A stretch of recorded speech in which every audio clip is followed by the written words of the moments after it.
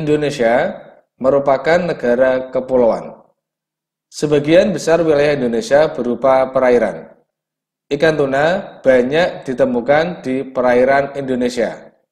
Berbagai jenis ikan tuna ditemukan di kedalaman laut yang berbeda. Ini datanya. Jadi nanti adik-adik untuk mengerjakan soal ANBK, wacananya dibaca secara cepat, scanning, atau dibaca yang penting-penting saja. Langsung saja kita baca soalnya, ya. Pertanyaannya sebagai berikut. Apabila posisi di bawah permukaan laut dinyatakan dalam bentuk bilangan bulat negatif, kita garis bawahi, tentukan benar atau salah pada setiap pernyataan-pernyataan berikut terkait ikan yang dapat ditangkap pada kedalaman tertentu. Ini ada 4 pernyataan, kita diminta menentukan benar atau salah. Dari yang pertama, menangkap ikan tuna pada kedalaman negatif 90 meter akan mendapat ikan tuna jenisnya yellowfin dan albacore, ya. Min 90 artinya ini 90 meter di bawah permukaan laut. Sekarang kita lihat untuk ikan yang pertama yellowfin. Kita lihat di wacananya, ikan yellowfin hidup pada kedalaman 86 sampai 167. Karena 90, maka ikan tuna jenis yellowfin ini hidup, ya. Karena pada bacaan 86 sampai 167. Di sini 90 meter di bawah permukaan laut. Jadi pada rentang 86 sampai 167. Yellowfin ini benar. Kemudian albacore. Kita lihat albacore hidup 85 sampai 124. Sama, ya. 90 meter di bawah permukaan laut termasuk rentang ini. Antara 85 sampai 124. Ini, ya. Albacore ini 85 sampai 124. Jadi 90 ini termasuk di rentangnya. Jadi pernyataan yang pertama bernilai benar.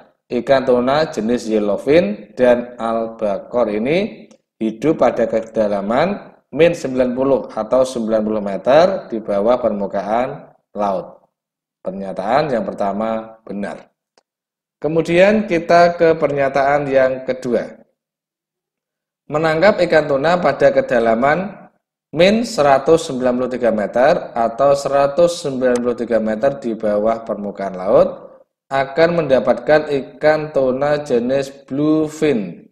Kita lihat ikan tuna bluefin ini hidup antara 190 meter sampai 194 meter di bawah permukaan laut. Jadi 193 di bawah permukaan laut ini termasuk, ya, termasuk dalam rentang ikan tuna bluefin.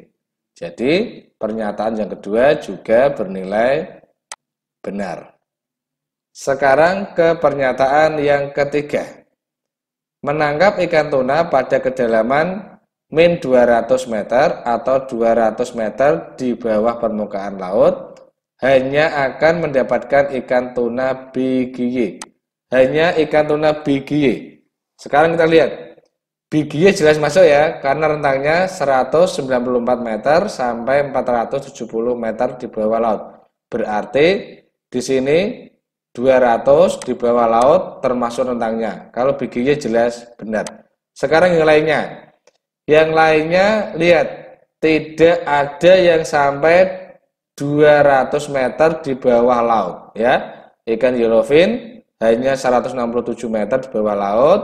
Ikan albacore hanya 124 meter di bawah laut, dan ikan bluefin hanya 194 meter di bawah permukaan laut. Jadi tidak sampai 200 meter di bawah permukaan laut. Jadi yang hanya bisa hidup yaitu ikan tuna BGY. Jadi yang ketiga juga bernilai benar. Sekarang yang terakhir, yang keempat. Menangkap ikan tuna pada kedalaman min 120 meter atau 120 meter di bawah permukaan laut akan mendapatkan ikan tuna yellowfin, BGY, dan albacore. Sekarang kita lihat yellowfin. Yellowfin oke, 120 masuk rentangnya, berarti yellowfin dapat ini benar. Kita centang yang yellowfin. Kemudian BGY. BGY ini 194 sampai 470 meter di bawah permukaan laut. Nah, ini salah ya. Karena kedalamannya hanya min 120 atau 120 meter di bawah permukaan laut, tidak akan mendapatkan ikan tuna jenis BGY. Karena ikan tuna BGY hidupnya pada kedalaman antara 194 meter sampai 470 meter di bawah permukaan laut. Di sini min 120 berarti 120 meter di bawah laut tidak akan mendapatkan ikan BGY. Karena ikan BGY sudah salah, maka pernyataan yang keempat ini bernilai salah. Amber membeli sejumlah alat tulis antara lain 3 buku tulis, 1 pak berisi 10 buku, kemudian 2 lusin ballpoint, 18 pensil, dan 1 lusin penghapus. Amber berencana menjual alat-alat tulis tersebut dalam bentuk paketan. Banyaknya buku tulis, ballpoint, pensil, dan penghapus pada setiap paketnya mempunyai jumlah yang sama. Semua alat tulis yang dibeli habis terbagi dalam paket-paket yang dibuat. Amber membeli alat tulis tersebut dengan total harga sebesar 200.000. Amber berniat menjual tiap paket alat tulis tersebut dengan harga Rp50.000. Sekarang masalahnya ada berapa paket yang dapat dibuat? Ini sama saja kita mencari FPB dari barang-barang tersebut. Sekarang kita tentukan faktor-faktornya ya. 3 pak buku tulis, 1 pak berisi 10 buku. Berarti 3 dikali 10. Ada 30 buku. 2 lusin ballpoint, berarti 2, 1 lusinnya itu 12, 2 dikali 12 sama dengan 24, kemudian pensilnya ada 18, dan penghapusnya ada 1 lusin, berarti 12. Jadi kita harus mencari FPB dari 30, 24, 18, dan 12. Kita cari faktornya satu persatu. Dari 30 itu didapat dari 1 dikali 30, kemudian 2 dikali 15, 3 dikali 10, dan 5 dikali 6.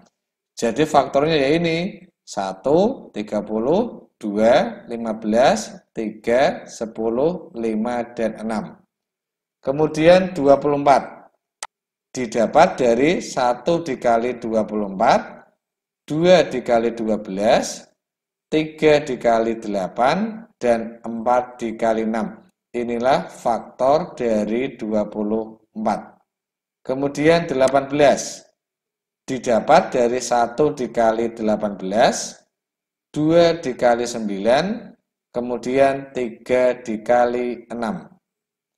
Kemudian 12. Didapat dari 1 dikali 12, 2 dikali 6, dan 3 dikali 4. Kemudian karena FPB adalah faktor persekutuan terbesar, kita pilih atau kita tentukan mana faktor yang sama yang terbesar. Jelas? Ini ya 6 ya. 6 ini semuanya ada di sini dan 6 adalah yang terbesar. Jadi FPB dari 30, 24, 18, dan 12 adalah 6.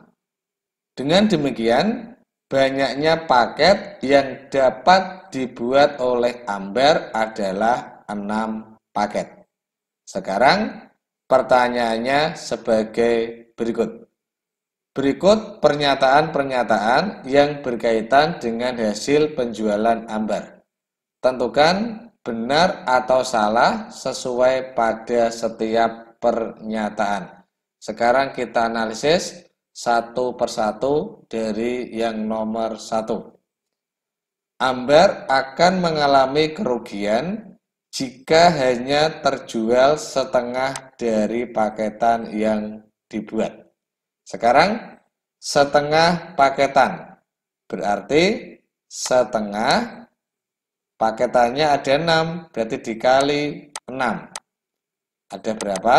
Setengah dikali 6 sama dengan 3. Karena per paket harganya 50.000, maka kita kalikan 3 dengan 50.000 rupiah.